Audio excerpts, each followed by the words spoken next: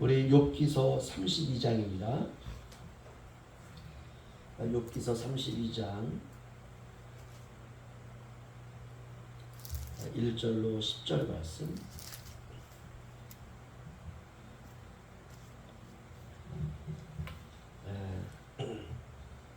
조한대씨 교도하겠습니다. 욥이 자신을 의인으로 여김으로 그 세 사람이 말을 그치니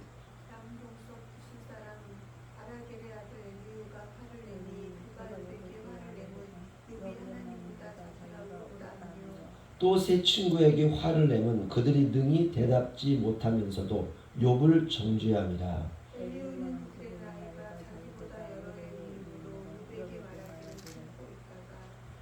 세 사람의 입에 대답이 없음을 보고 화를 내니라.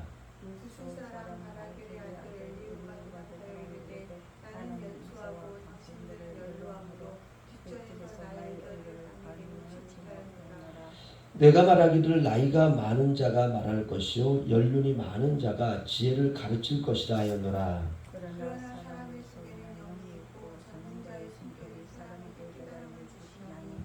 어른이라고 지혜롭거나 노인이라고 정의를 깨닫는 것이 아니니라.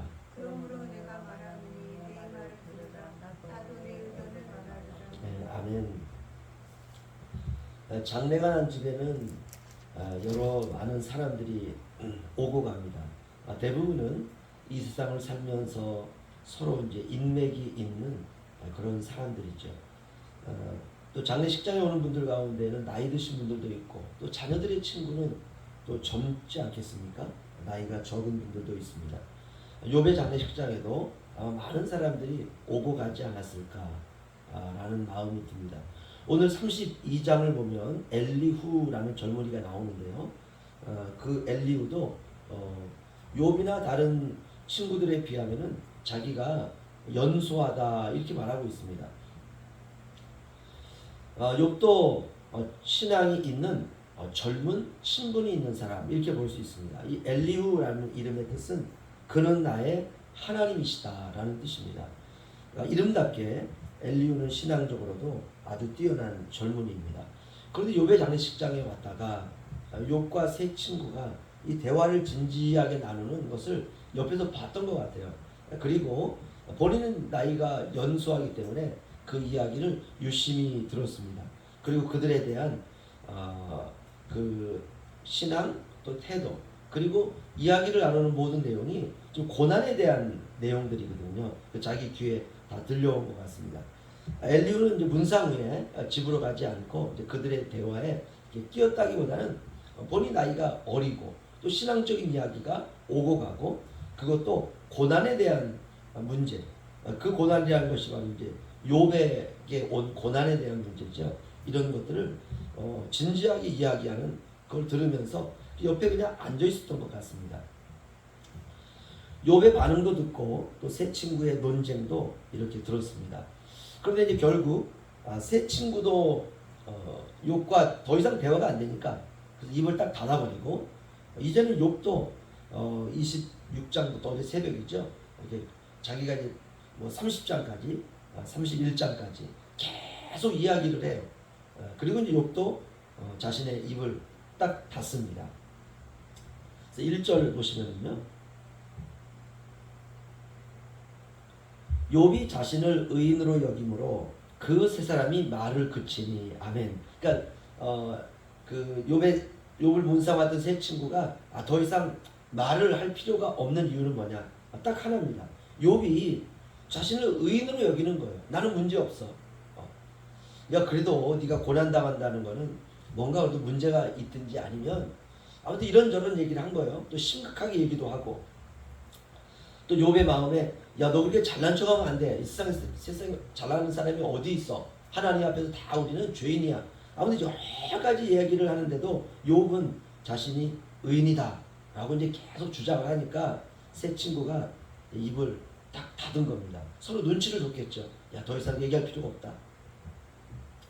근데 그러자 욥이 26장부터 31장까지 장장 그 긴 끊임없이 이제 거기에 여러 가지 많은 이야기들을 하고 또 신앙적인 이야기도 하고 또 이제 자기들에게 이렇게 와서 함께 있었던 세 친구에 대해서도 아주 모진 이야기도 그 안에 이제 다 들어 있습니다. 그런데 대부분 이제 욥이 하는 이 이야기들을 보면 거의 다 신앙적인 해석입니다. 세 친구들은 그런 욥에 대해서 아예 질려버린 거예요. 욥의 태도를 보고 더 이상 말을 하지 않고 입을 딱 닫았습니다. 욥도 그런 이제 세 친구가 뭐 사람이라는 건 벌써 얼굴 안색 보면 알잖아요. 세 친구의 그런 모습을 보고 욥도 이제 더 이상 나도 얘기하지 말아야 되겠다 하고 뭐 이제 입을 탁 닫았어요. 그러자 이제 아무도 얘기를 하지 않고 있으니까 그때 이제 엘리우라고 하는 이 청년이 이제 나서게 됩니다. 그리고 이제 엘리우가 이야기를 하는데 그게 32장부터 37장 꽤 길지요. 그래서 엘리우가 이제 욥에 관한 이야기를 하기 시작하는 것이에요.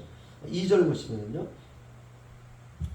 우리 함께 읽죠. 시작. 람족소 부스 사람 바라겔의 아들 엘리우가 화를 내니 그가 욥에게 화를 내면 욥이 하나님보다 자기가 의롭다며. 아멘. 그러니까 이 엘리우도 들으면서 느낀 점이 뭐냐면 하나님 앞에서 욥이 자신을 좀 낮추고 그랬으면 참 좋을 것 같은데 그러지 않은 거예요. 그래서 이제 욥에게 이렇게 말하는 거죠. 아무리 내가 의롭다 한다 할지라도 지금 당신에게 온 고난을 한번 보세요.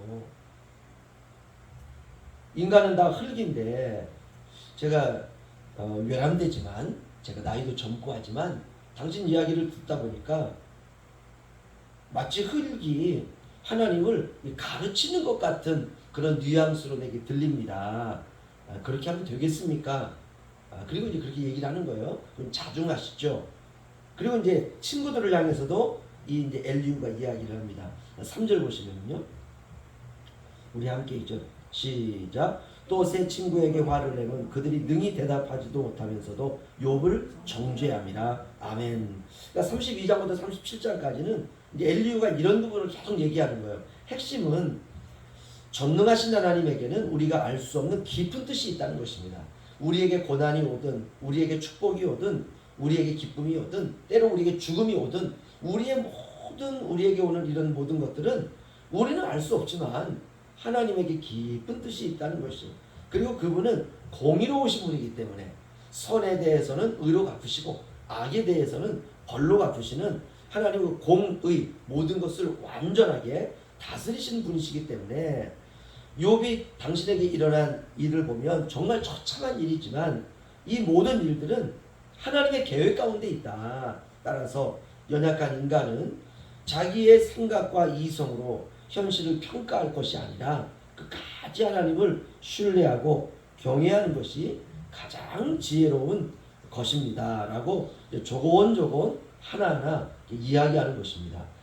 물론 엘리우의 이야기들이요, 욥과 세 친구의 이야기 속에도 있습니다. 그러니까 공통적인 이야기들이 있어요. 그리고 욥이 한 말 가운데서도 이 엘리우의 이야기들이 그 안에 상당 부분 있습니다. 그러니까 그들은 모두가 다 신앙인들이죠. 그래서 표현은 다르지만 내용은 대동소이합니다. 욥기 우리 37장으로 넘어가시죠. 욥기 37장.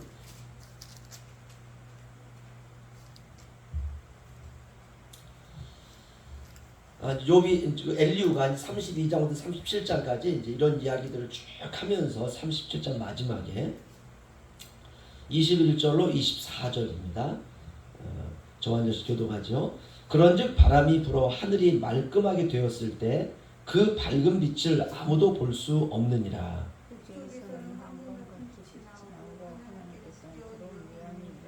전능자를 우리가 찾을 수 없나니 그는 권능이 지극히 크사 정의나 무한한 공의를 굽히지 아니하심이니라. 그러므로 사람들이 그를 경외하고 그는 스스로 지혜롭다 하는 모든 자를 아멘.